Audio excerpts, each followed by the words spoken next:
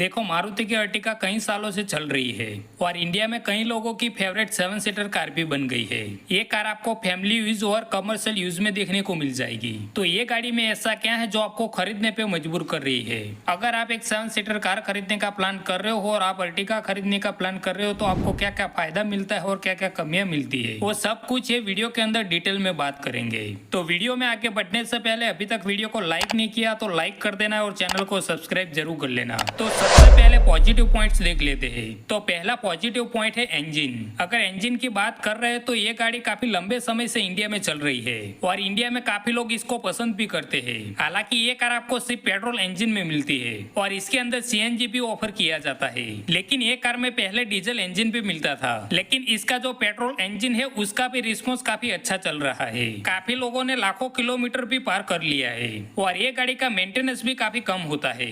आपको ये गाड़ी में 1.5 litre naturally aspirated petrol engine मिलता है जो 103 bhp की power 137 newton metre torque generate करता है। तो ये पावर ये गाड़ी के लिए ठीक ठाक है क्योंकि ये कार एक फैमिली कार है, उसमें ज्यादा पावर की जरूरत भी नहीं है। फैमिली कार के हिसाब से ये पावर ठीक ठाक है। अब इसका दूसरा प्लस पॉइंट है कि इसमें आपको सीएनजी मिलता है और वो भी कंपनी फिटेड मिलता है और इसमें जो स्पेस मैनेजमेंट किया गया है वो काफी अच्छा किया गया है।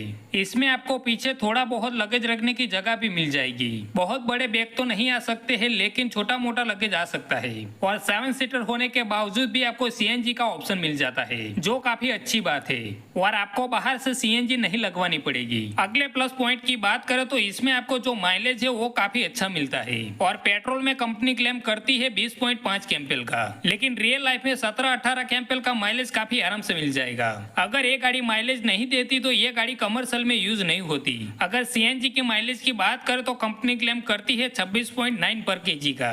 अब बात करते हैं ये गाड़ी की ड्राइव क्वालिटी की, जो बहुत ही मायने रखती है क्योंकि ये गाड़ी आप अपनी फैमिली के साथ ट्रैवल करने के लिए लेने वाले हो और राइड क्वालिटी अच्छी होनी चाहिए और ये गाड़ी का ये कहीं ना कहीं प्लस पॉइंट है। इस गाड़ी में जो ड्राइव है वो काफी स्मूथ मिलती है। इंजन काफी रिफाइन है ये गाड़ी का पेट्रोल इंजन। साथ ही में मारुति का जो गियर बॉक्स है वो भी काफी स्मूथ है और इंजन भी काफी ज्यादा स्मूथ है। अगर आप ये गाड़ी में फुल टैंक करवाते हो तो ये गाड़ी 914 किलोमीटर तक चल जाती है और ये कंपनी क्लेम करती है और काफी सारे लोगों ने अच्छी खासी माइलेज भी निकाली है। तो ये गाड़ी आपको लॉन्ग ड्राइव में बिल्कुल भी परेशान नहीं करने वाली। अब अगले प्लस पॉइंट की बात करें तो अर्टिगा में जो स्पेस और कंफर्ट मिलता है वो नेक्स्ट लेवल का मिलता है। सेकंड रो काफी ज्यादा कंफर्टेबल मिलती है। जिस प्राइस रेंज में ये गाड़ी आती है उसमें काफी अच्छा कंफर्ट प्रोवाइड करती है। इसके फर्स्ट रो में काफी अच्छी सीट मिल जाती है और सेकंड रो भी काफी कंफर्टेबल मिल जाती है, लेकिन थर्ड रो में थोड़ी बहुत दिक्कत हो सकती है क्योंकि वहाँ पे थोड़ा सा लेग रूम कम मिलता है। अगले प्लस पॉइंट की बात करो तो इसमें 209 लीटर का बूट स्पेस मिलता है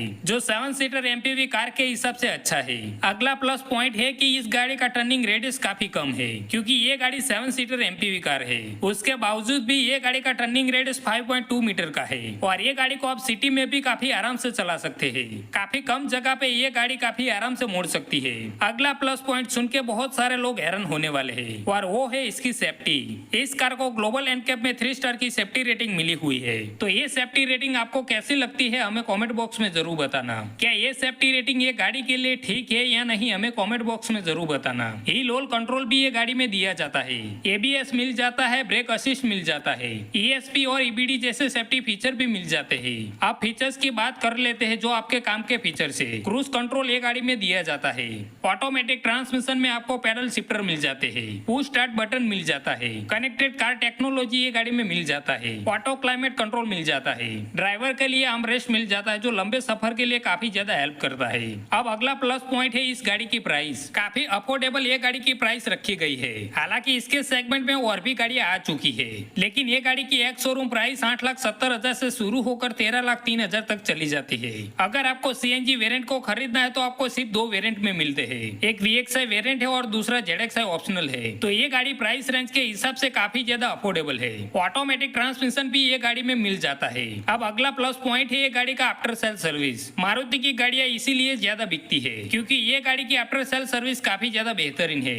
आफ्टर सेल सर्विस का मतलब ये नहीं कि ये गाड़ी की सर्विस काफी सस्ती होती है। आजकल कोई भी गाड़ी की सर्विस 2-3 हजार में नहीं होती है क्योंकि इंजन ऑयल और बेसिक चीजों में ही 5-7 हजार लग जाते हैं। आफ्टर सेल सर्विस का मतलब है कि ये गाड़ी की सर्विस हर जगह पे मिल जाएगी। मारुति का जो सर्विस नेटवर्क है वो इंडिया में काफी ज्यादा स्ट्रॉन्ग है। इसके कंपटीशन में बहुत सारे सारी कार कंपनियां हैं जो बोल रही कि इससे कम में भी सर्विस हो जाएगी, लेकिन मारुति का जो सर्विस नेटवर्क है वो काफी ज्यादा बड़ा है। आपको इंडिया में छोटे से छोटे सिटी में देखने को मिल जाएगा, तो ये चीज आप जरूर नोटिस करना।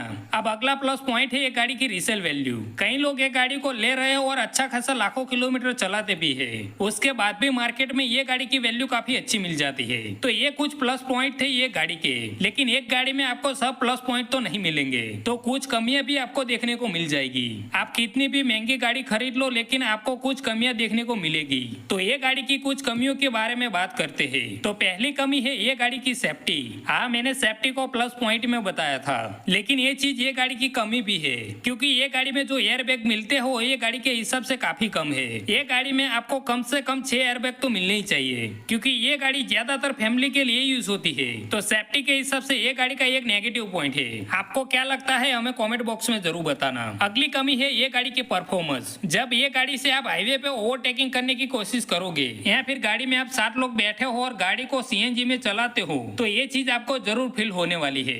बाकी आप 2-3 लोग बैठे हो तो ये चीज ज्यादा फील नहीं होगी। ये उन लोगों को ज्यादा फील होगा जिन लोगों के पास पावरफुल एक और गाड़ी है, और वो लोग गाड़ी भगाने के शौकीन है, उनको ज्यादा फील होगा। तो उन लोगों के लिए ये गाड़ी नहीं है। और सीएनजी वेरिएंट तब लेना जब आपके नजदीक में सीएनजी स्टेशन हो और आप नहीं चाहते कि आपको लंबी लाइन में लगना पड़े, और आप प्राइवेट यूज के लिए ये गाड़ी ले रहे हो, तो आपको शायद ये चीज आपको प्रॉब्लम करवा सकती है। हालांकि ये गाड़ी कमर्शियल में काफी ज्यादा यूज होती है, तो उनके लिए सीएनजी वेरिएंट काफी ज्यादा प्रॉफिट कर सकता है, क्योंकि उनको काफी ज्यादा प्रॉफिट बनाना पड़ता है। उनके लिए ही ये ऑप्शन अच्छा है। अगली कमी है ये गाड़ी की थर्ड रो। ये गाड़ी 7 सीटर जरूर है, लेकिन ये गाड़ी के थर्ड रो में उतना ज्यादा स्पेस नहीं मिलता, और बूट स्पेस भी काफी कम है। छोटा मोटा बैग रख सकते हो, लेकिन 7 लोगों का लगेज नहीं आएगा। लेकिन आप 5 लोग बैठे हो तो काफी अच्छा खासा स्पेस मिलता है। थर्ड रो को फोल्ड कर दो और चाहो उतना लगेज रख सकते हो। अगली कमी है जो उतना ज्यादा प्रॉब्लम नहीं बन सकती है, जो की है ग्राउंड क्लियरेंस। ये गाड़ी की ग्राउंड क्लियरेंस है 180 mm की। जो गाड़ी की परफॉर्मेंस है उसके ऊपर कोई भी फर्क नहीं पड़ता है इसकी वजह से,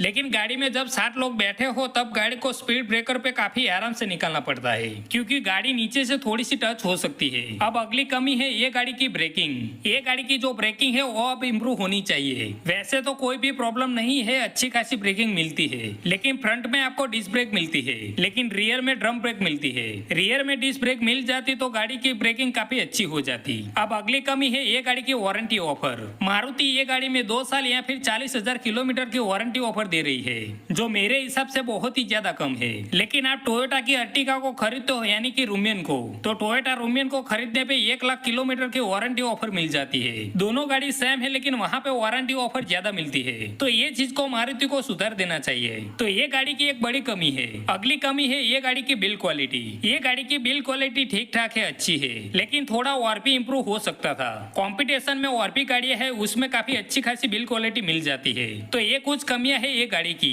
तो मेरे हिसाब से ये कुछ पॉइंट थे जो मैंने आपको बता दिए हैं। ये गाड़ी में कुछ कमियां भी है तो कुछ खूबियां भी है। मेरे हिसाब से आप अर्टिगा के साथ जा सकते हो। कोई गाड़ी ऐसी नहीं है जिसमें कमियां ना हो, लेकिन अर्टिगा में बिल्ड क्वालिटी के अलावा बाकी सारी चीजें अच्छी है। तो अर्टिगा के बारे में आप क्या सोचते हो हमें कमेंट बॉक्स में जरूर बताना। तो आज की इस वीडियो में बस इतना ही। अगर वीडियो अच्छा लगा हो तो लाइक कर देना, चैनल को सब्सक्राइब जरूर कर लेना। मिलते हैं एक नई वीडियो के साथ। जय हिंद।